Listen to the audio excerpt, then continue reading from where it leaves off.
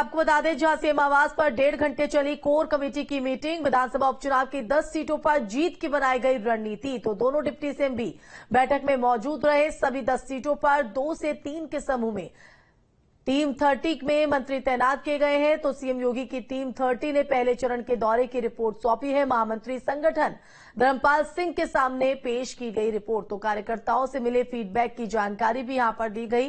तो BJP core committee की बैठक करीब 1.5 घंटे तक सीएम आवास पर चली, जिसमें दोनों डिप्टी सीएम भी मौजूद रहे। तो उपचुनाव में किस तरह से जीत हासिल की जानी है, उसको लेकर यहां पर मंथन के बीच संकल्प लिया गया। तो विधानसभा उपचुनाव की 10 सीटों पर जीत की रणनीति बनाई। संवाददाता शुभम पांडे हमारे साथ लाइव जुड़ गए हैं। शुभम, बीजेपी में उपचुनाव में जीत का संकल्प कोर कमेटी की बैठक में, क्या कुछ बैठक में खास रहा, क्या कुछ रणनीति उपचुनाव को लेकर?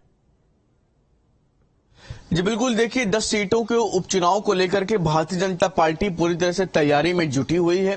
बीते दिनों मुख्यमंत्री योगी आदित्यनाथ समेत भारतीय जनता पार्टी का संगठन इन सीटों को लेकर के पहले भी बैठक कर चुका है और ऐसे में इन 10 सीटों पर भारतीय जनता पार्टी जीत किसी भी तरह हासिल करना चाहती। 4 जून को आए परिणाम के बाद उत्तर प्रदेश में परिणाम उतने बेहतर भारतीय जनता पार्टी की अपेक्षा के अनुरूप नहीं थे।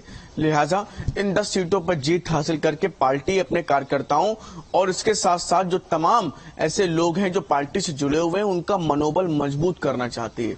लिहाजा कल मुख्यमंत्री योगी आदित्यनाथ ने, क्योंकि भारतीय जनता पार्टी की कोर कमेटी की बैठक थी, लिहाजा मुख्यमंत्री योगी आदित्यनाथ, भारतीय जनता पार्टी के संगठन महामंत्री धर्मपाल सिंह, दोनों डिप्टी सीएम समेत संगठन के कई पदाधिकारी इस बैठक में मौजूद थे।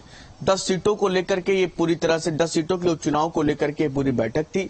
खास बात इस बैठक की सबसे ज्यादा ये रही कि 4 जून को आए परिणाम के बाद मुख्यमंत्री योगी आदित्यनाथ की जो अलग अलग बैठकें हो रही थी, उसमें कहीं पर भी दोनों डिप्टी सीएम नजर नहीं आ रहे थे। यहां तक कि कैबिनेट बैठक में भी कभी एक डिप्टी सीएम मौजूद रहते थे तो कभी दूसरे नहीं रहते थे। यहां तक कि दोनों डिप्टी सीएम भी कई बैठकों में मौजूद नहीं रहे।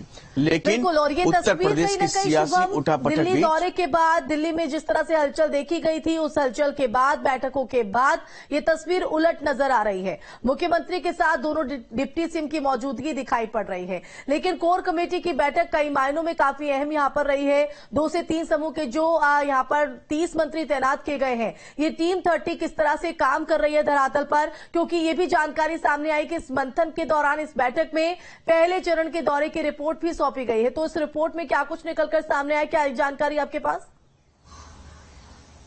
जी बिल्कुल, देखिए कि टीम 30 की तरफ से जो शुरुआती दौर पर जो काम करने के लिए, क्योंकि मुख्यमंत्री योगी आदित्यनाथ की तरफ से मंत्रियों को जो है प्रभार सौंपे गए थे, तो मुख्यमंत्री योगी आदित्यनाथ ने अपनी तरफ से इन सभी की तरफ से जो प्राथमिक रिपोर्ट है उससे अवगत कराया है संगठन को। और चूंकि इस बार किसी तरह से कार्यकर्ता को ये ना महसूस हो कि उसकी वो अपेक्षित किया जा रहा है, उससे जो है ध्यान में नहीं रखा जा रहा, लिहाजा फीडबैक ग्राउंड लेवल से लिया जा रहा है। तो इस तरह से अभी फिलहाल मंत्रियों की तरफ से जो टीम 30 की तरफ से जो अपनी रिपोर्ट सौंपी गई है, उसमें इन तमाम बिंदुओं का जिक्र है। कैसे क्या किन चेहरों के साथ जाना चाहिए, कैसे क्या किन मुद्दों के सहारे, कौन से क्षेत्र में कौन सा मुद्दा उतना ज्यादा प्रभावी है, कौन सी सरकारी योजनाएं हैं जिनका लाभ दिलाना अति आवश्यक है, या कौन सी योजना उस क्षेत्र में नहीं पहुंची है। तो तमाम अहम बिंदु हैं और इन बैठकों में खास तौर से ये तमाम चीजों पर ही जिक्र होता है। और ऐसे में जब मुख्यमंत्री योगी आदित्यनाथ ने खुद कमान संभाली है, तो निश्चित तौर पर इन 10 सीटों को लेकर के भारतीय जनता पार्टी मजबूती के साथ आने वाले दिनों में नजर आने वाली है। शुभम, तमाम जानकारी देने के लिए। तो कई मायनों में ये बैठक काफी अहम रही है। तो